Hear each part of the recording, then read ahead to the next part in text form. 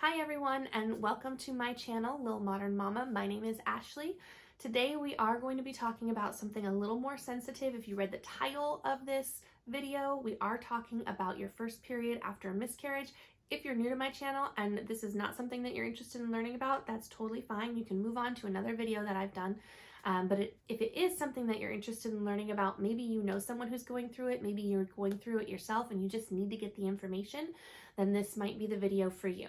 We are going to be talking about the emotions that go along with a first period. We'll talk about the pain that goes along with it, and we're going to talk about the bleeding. So if you're new to my channel and you haven't done so already, please hit the subscribe button, like this video, that really helps me out, and also hit the alerts button so you know when we have new videos that get released.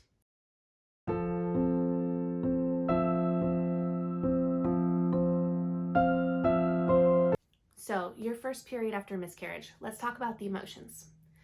You are going to have a heightened sense of emotion. First of all, your body has not fully recovered as far as your hormones.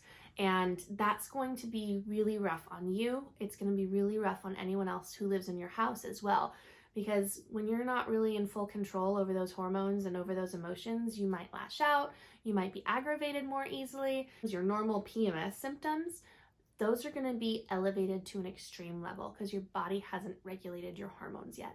So the things that you want to watch out for is how you communicate with your spouse and how you communicate with anyone else who lives in the house, children, in-laws, whoever it might be. For me, it was really hard because I wasn't communicating well with my husband during that time. We just weren't on the same page, especially after the miscarriage.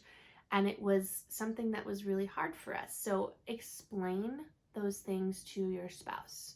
Let them know where you are, where your hormones are, and what you're feeling. The most important thing in any marriage is communication. So please, ladies, communicate this with your husbands and let them know that you are emotionally hurt. You're emotionally distressed, you're emotionally compromised. And that might explain the random tantrum, or, maybe you go off the deep end a little bit, and that's okay. You're going through something that is very traumatic. Next, we are going to talk about the pain that goes along with a first period after miscarriage. So your cramps, your normal PMS pains like cramps, sore boobs, just all over achiness and tiredness, all of that will be elevated as well for this first period. You can expect it to feel almost as if you're miscarrying again. A lot of this is coming just from my personal experience as I went through my first cycle.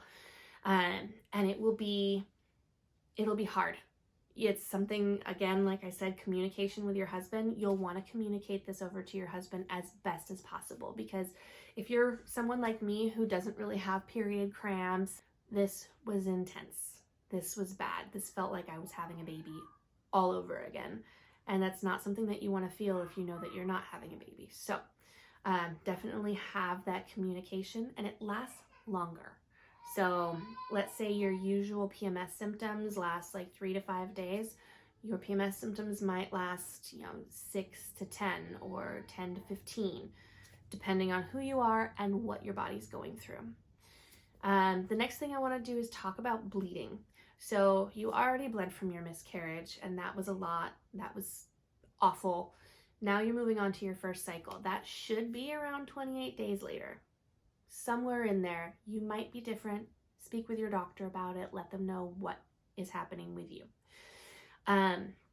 For me, it was about 28 days later, I started my period again. So it was cycle day 1, and it lasted for my normal about 6 days. Now the bleeding actually started very quickly. I usually spot for a couple of days, and then I'll have some days of heavy bleeding, and then I'll go back to spotting. And this was heavy bleeding, and then some spotting, and then more heavy bleeding, and then some spotting. After it ended though, I thought I was done at 5-6 days. And then all of a sudden at day 10 of my cycle, I started spotting again, and I spotted for another 15 days.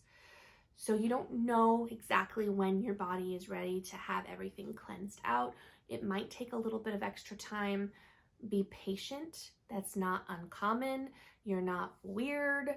It's just your body cleaning out. So I basically bled for an entire month for my first cycle.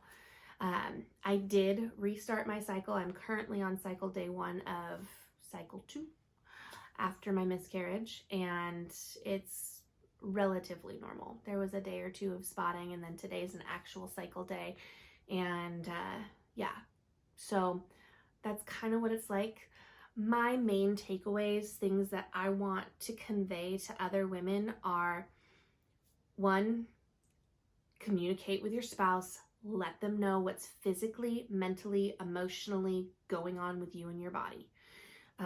2 is be prepared for extra pain. Have extra supplies on hand. My first period started so fast and was so strong, and I didn't have pads or tampons or anything on hand. I was at work. I was just a mess and not a good story. So be prepared ahead of time, and definitely take a couple of days to yourself. Do something nice for yourself. Maybe it's going out and having a couple drinks with girlfriends. Maybe it's going to a spa by yourself. Maybe you get your nails done. Maybe you get your hair done.